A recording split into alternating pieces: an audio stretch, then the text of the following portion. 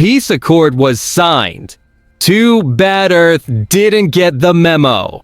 The first thing Captain Nix Valdez noticed about the Hegemony's peace broadcast was how utterly boring it sounded.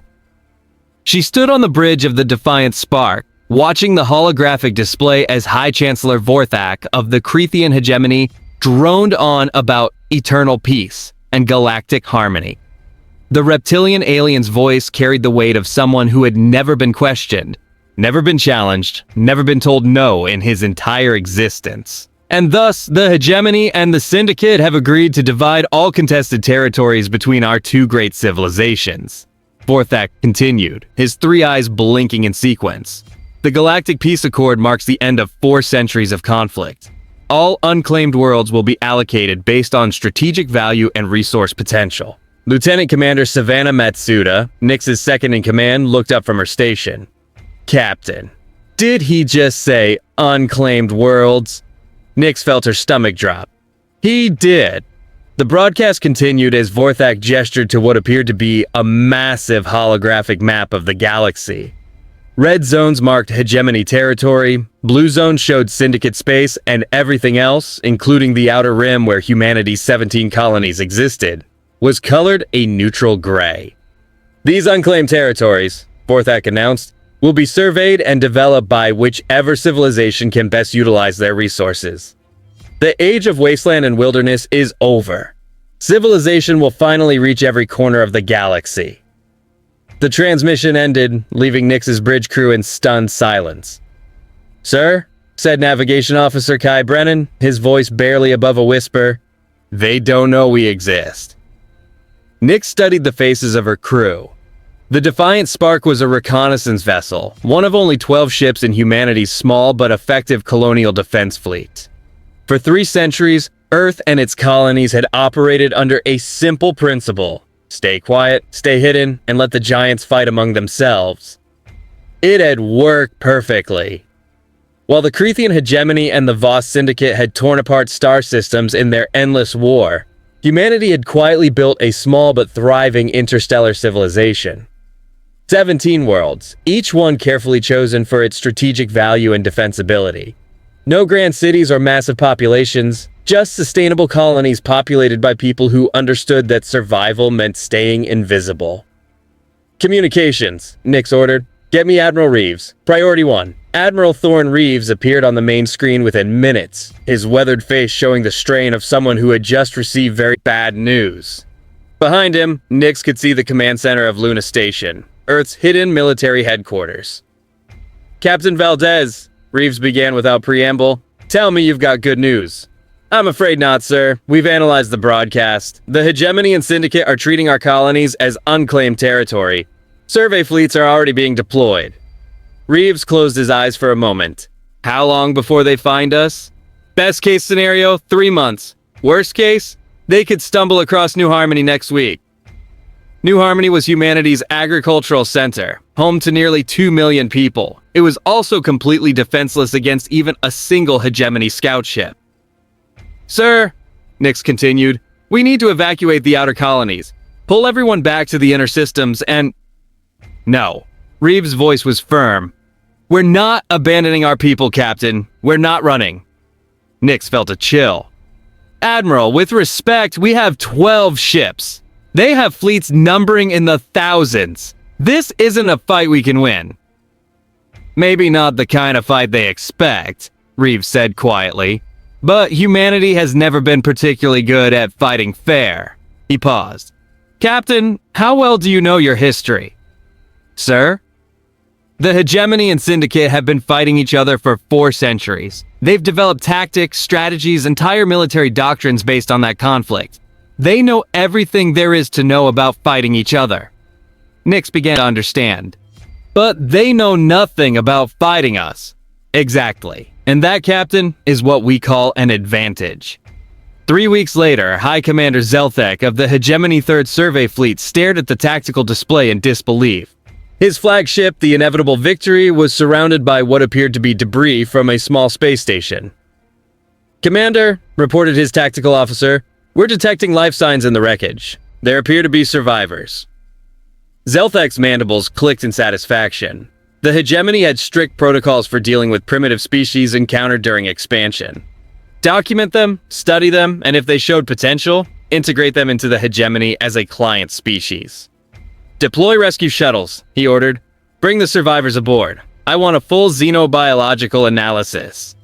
What Zelthek didn't know was that the survivors were actually Lieutenant Commander Savannah Matsuda and her hand-picked infiltration team, and the wreckage was carefully arranged debris from an abandoned mining station. The life signs his sensors detected were coming from modified emergency beacons designed to mimic human biosignatures. As the hegemony shuttles docked with the inevitable victory, Savannah and her team were already accessing the alien ship's computer systems through their rescue pod's modified interface. They had studied captured hegemony technology for decades, waiting for an opportunity like this. "We're in," Savannah whispered into her communicator, downloading their fleet movements, survey routes, and communication protocols. Meanwhile, 200 light-years away, the Voss Syndicate was having their own encounter with humanity. Supreme Coordinator Vex 97 had been expecting to find mineral-rich worlds in the Kepler 442 system. Instead, her bioships had detected what appeared to be a massive ecosystem collapse on the system's third planet. "Coordinator," reported her chief science warrior, "the planet's atmosphere is saturated with a previously unknown pathogen. It appears to have caused a total extinction event." Vex 97's compound eyes focused on the data streams flowing through her consciousness. The Syndicate valued biological diversity above all else. A dead world was useless to them. "Begin immediate quarantine protocols," she ordered. "We cannot allow this pathogen to spread to other worlds." What the Syndicate didn't realize was that the pathogen was actually a sophisticated atmospheric manipulation system developed by Dr. Petra Kovac, humanity's leading xenobiologist. The entire planet had been artificially sterilized to appear worthless to the biofocused Syndicate, while humanity's actual colony operated safely in underground facilities. The pattern continued for months. Hegemony survey fleets would encounter primitive human survivors who would somehow disable their ships through accidents or technical malfunctions. Syndicate bioships would discover contaminated worlds that were actually perfectly habitable but carefully camouflaged. Both alien civilizations began to notice something disturbing. Their survey operations were failing at an unprecedented rate. High Chancellor Vorthak stood before the Hegemony War Council, his usually composed demeanor showing cracks of frustration. "In 6 months of surveying, we have claimed exactly 3 star systems," he announced. "The Syndicate has claimed 2. This is unacceptable." General Korth Prime, the Hegemony's chief military strategist, activated a holographic display showing their recent operations. "Chancellor, our fleets are reporting unusual technical failures. Ships are experiencing system crashes, navigation errors, and communication blackouts. Our engineers believe we may be dealing with some form of previously unknown spatial phenomenon." Spatial phenomenon. Vorthak's voice carried dangerous skepticism. "The alternative," Korth Prime said carefully, "is that someone is actively sabotaging our operations." The silence that followed was deafening. "Impossible," Vorthak finally said. "The only species in the galaxy capable of such coordination are ourselves and the Syndicate, and they're experiencing the same problems." What neither alien leader realized was that Captain Nix Valdez was currently sitting in a stolen Syndicate bioship, watching their emergency council session through intercepted communications. The ship's previous crew was safely imprisoned on a hidden human facility, and the vessel itself had been modified to serve as a mobile intelligence platform. "Fascinating," Nix murmured to her infiltration specialist, Chief Warrant Officer River Tanaka. "They can't even conceive of a third party being involved." River adjusted the bioship's camouflage systems. 4 centuries of two-party warfare will do that to your strategic thinking. They've forgotten how to look over their shoulders. The revelation came during what should have been a routine hegemony supply run. Commander Zelthek had been demoted after the technical failures of his survey fleet, but he remained determined to prove his competence. When his sensors detected what appeared to be a derelict Syndicate vessel in the Tau Ceti system, he saw an opportunity for redemption. "All stop," he ordered. "Prepare boarding parties. We'll salvage what we can and eliminate any survivors. The boarding operation went smoothly. Too smoothly. The Syndicate bioship appeared to be completely abandoned, its corridors empty, and its systems offline. Zelthek's warriors spread through the vessel, documenting everything they found. It was in the ship's data core that they made the discovery that would change everything. Commander, reported squad leader Thek Minor, we found something. These aren't Syndicate records. Zelthek joined his subordinate at the data terminal. The files were indeed unusual, written in a script he didn't recognize, containing references to species and star systems that didn't exist in any hegemony database. Transfer everything to our systems, Zelthek ordered.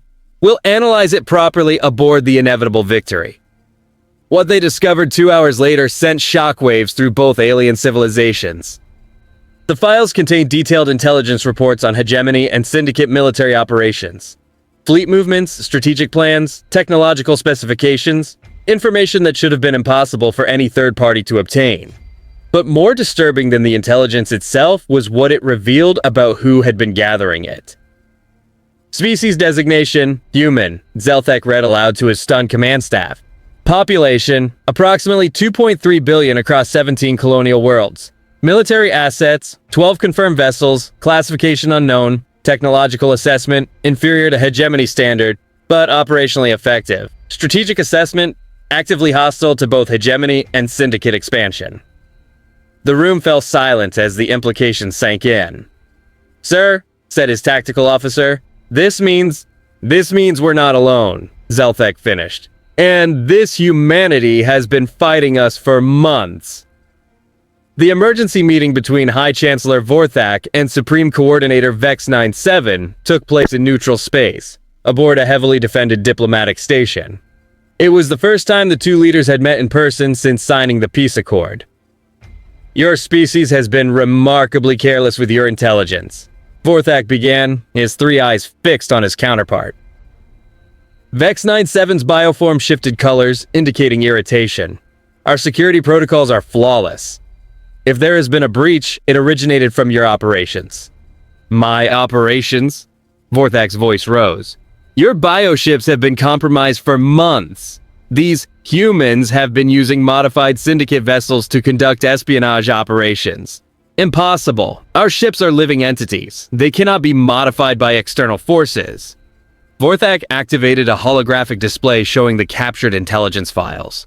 Then explain this. For the next hour, the two alien leaders reviewed the evidence. Ship logs, tactical assessments, and operational reports painted a picture of a third species that had been systematically undermining both of their civilizations. 17 worlds, Vex 97 finally said. How did we not detect 17 worlds? Because they wanted us not to detect them, Vorthak replied grimly. This species has been deliberately hiding from us. The question is, why? The answer came from an unexpected source. As the two leaders debated, their diplomatic station's communications array detected an incoming transmission. A transmission using protocols that matched neither hegemony nor Syndicate technology. Unknown vessel, came a voice speaking accented Galactic standard. This is Admiral Thorne Reeves of the Earth Colonial Defense Fleet. I believe you gentlemen have been looking for us. The holographic display flickered to life, showing the interior of what appeared to be a starship's bridge. The being standing at its center was clearly alien to both hegemony and Syndicate eyes. Bipedal, relatively small, with soft skin and strange facial features. I am Admiral Reeves, the being continued, representing the human species and our colonial government. We understand you've been having some difficulties with your survey operations.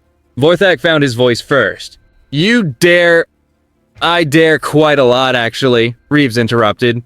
We've been watching your war for centuries, waiting for it to end. We hoped that peace would bring stability to the galaxy. Instead, you've decided to carve up our territory without so much as asking if anyone lived there. Your territory? Vex 97's bioform pulsed with indignation. You are a primitive species that has contributed nothing to galactic civilization. Primitive? Reeves smiled, an expression that somehow managed to be both friendly and deeply unsettling. We've been conducting intelligence operations against both your civilizations for over 6 months. We've infiltrated your fleets, accessed your databases, and generally made fools of your military leadership. How primitive does that sound? The silence that followed was deafening. What do you want? Vorthak finally asked.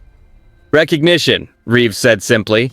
We want our territorial claims acknowledged. We want guarantees that our worlds will be left alone. And we want the 17 systems we've already colonized to be formally recognized as human space. Impossible, Vorthak said immediately. The peace accord has already allocated those systems. The peace accord, Reeves replied, was signed without consulting the people who actually live there. We consider it invalid. Vex 97 leaned forward. You threaten us with 12 ships. 12 ships you know about, Reeves corrected. We've been building in secret for quite some time, but more importantly, we're not threatening you, we're offering you a choice. What choice? You can recognize our territorial claims and deal with us as equals, Reeves said.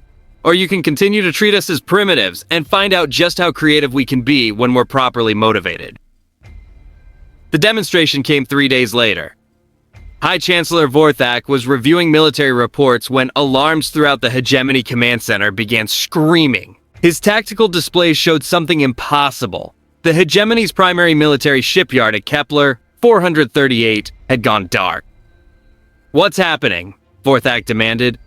Sir, reported his chief of staff, we're receiving emergency transmissions from the shipyard. They're reporting that their entire facility has been compromised. The main screen activated, showing a live feed from the shipyard. What Vorthak saw made his blood run cold. The massive orbital facility, a structure that had taken decades to build and employed over 100,000 beings, was completely shut down. Its defense systems were offline, its communications were intermittent, and its construction bays were sealed. Sir, came a transmission from the shipyard's commander. We have intruders throughout the facility. They're not destroying anything, but they've locked down our entire operation. We can't build ships, we can't launch existing vessels, and we can't even access our own databases. How many intruders? Vorthak asked. Unknown, sir. Our sensors can't track them effectively. But sir, they left a message. The screen changed, showing text written in the same script they had found in the captured intelligence files. The Hegemony shipyard at Kepler 438 has been temporarily commandeered by the Earth Colonial Defense Fleet. No harm will come to personnel who comply with our instructions. This facility will be returned to Hegemony control when our territorial claims are recognized. Thank you for your cooperation. Admiral Reeves's. At the same time, Supreme Coordinator Vex 97 was receiving similar reports from across Syndicate space. 3 bioship breeding facilities had been temporarily commandeered by human forces. The facilities were undamaged but completely inoperable. The message was clear. Humanity could strike anywhere, anytime, and with surgical precision. The second diplomatic meeting was considerably more productive than the first. You've made your point, Vorthak said as Admiral Reeves's image appeared on the holographic display. We understand that you possess military capabilities we did not anticipate. Good, Reeves replied. Now we can have a proper conversation. The negotiations that followed took 6 weeks. Both alien civilizations had to come to terms with the reality that their primitive neighbors had been playing an entirely different game from the beginning. Humanity's demands were straightforward: recognition of their existing territorial claims, guarantees of non-interference, and a seat at the table for any future galactic governance discussions. Your species has been hiding for centuries, Vex 97 observed during one session. Why reveal yourselves now? Because you forced our hand, Reeves replied. We were perfectly content to remain hidden while you fought each other. But when you started carving up our territory, we had to make a choice. Reveal ourselves or lose everything we'd built. And if we refuse your terms? Vorthak asked. Reeves smiled that unsettling smile again. Then we go back to playing the game we've been playing for the past 8 months. Your survey fleets will continue to experience technical difficulties. Your shipyards will continue to go offline. Your military operations will continue to fail in ways that your strategists can't explain. You're talking about indefinite guerrilla warfare, Vorthak said. We're talking about reality. Reeves corrected. You have two choices. Accept us as equals, or spend the rest of your civilizations looking over your shoulders. The Treaty of Recognition was signed aboard the diplomatic station exactly 3 months after the first alien survey fleet had encountered humanity. High Chancellor Vorthak and Supreme Coordinator Vex 97 stood beside Admiral Reeves as the formal documents were executed. The ceremony was broadcast across the galaxy, introducing humanity to the galactic community for the first time. Today marks the beginning of a new era, Reeves announced. For centuries, this galaxy has been divided between two great civilizations. Today, it gains a third voice, a voice that believes in coexistence, cooperation, and the peaceful resolution of conflicts. The treaty established humanity's territorial claims, created formal diplomatic relations between all three species, and established protocols for future expansion and exploration. But perhaps most importantly, it established a new principle in galactic politics. The idea that military superiority alone did not determine a species' right to exist.